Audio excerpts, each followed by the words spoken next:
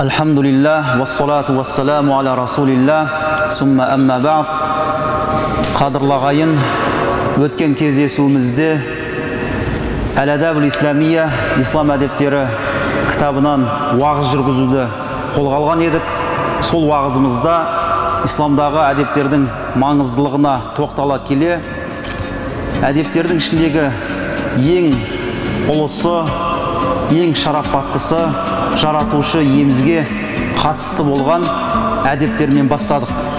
Соның біріншісіне тоқталдық. Біріншісі Аллаға қатысты әдептердің әуелгісі бұл жүрегімізді жаратушы иеге деген, Аллаға деген махаббатпен толтыру. Бүгін міне келесі әдепке өтеміз. Алла Тағалаға қатысты ол Аллаға арналған құлшылық ғибадатымызда ықыласты болу. Қандай да бір ізгі амалдың қабыл болуы бұл ықыласқа байланысты. Адамның ниетіне қарай, ықыласына қарай әжір хасанат, сауаптар жазылады. Кейде бір кісі көптеген қайырлы істерді жасауы мүмкін. Алайда ықыластың болмауынан барлық сауаптардан құр қалып жатады. Сондықтан да мұсылман пенде әр қашанда әрбір қайырлы істің алдында өзінің ықыласын, ниетін жаңартып тұруы тиіс. Мәселен, қасиетті Рамазан айында ораза ұстап жатырмыз. Әрбір күн өткен сайын кешкілікте келесі күнге біз ниетімізді жаңартамыз. Бұның да бірден бір сыры осыдан болса керек. Біздердің құлшылық ғибадатымызда ықыласты болуға бұйыратын аят хадистер өте көп. Соның бірінде «Уама умиру илля ли'абудуллах мухлисина лахуддин».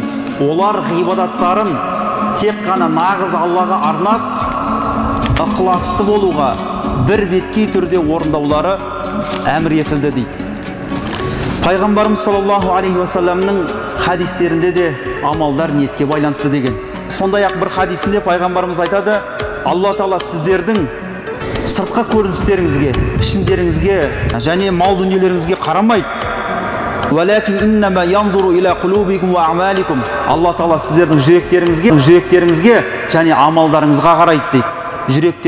Жүректеріміздегі Аллаға арнаған амалдарымыздағы ықыластарымызға, ниетке Алла Тағала қарайды екен.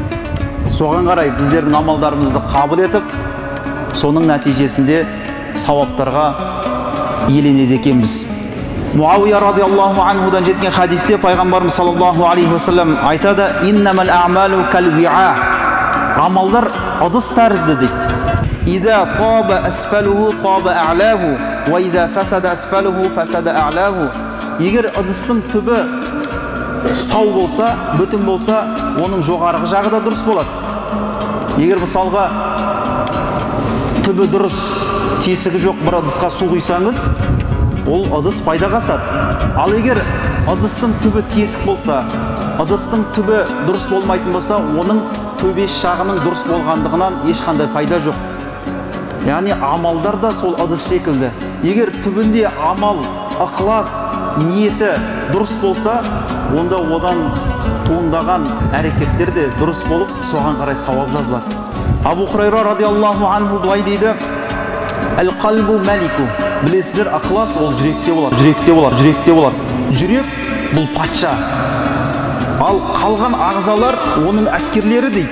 Егер патша дұрыс болса, оның әскері де дұрыс болады. Дәл сол секілді, біздің ағзамыздың патшасы болған жүрегіміз дұрыс болатын болса, амалдарымызды ықыласпен орындайтын болсақ, Аллаға деген ықыласымыз дұрыс болатын болса, онда біздің ағзаларымыздан туындаған амалдар да дұрыс болып, соған қарай сауап иеленеді екенбіз.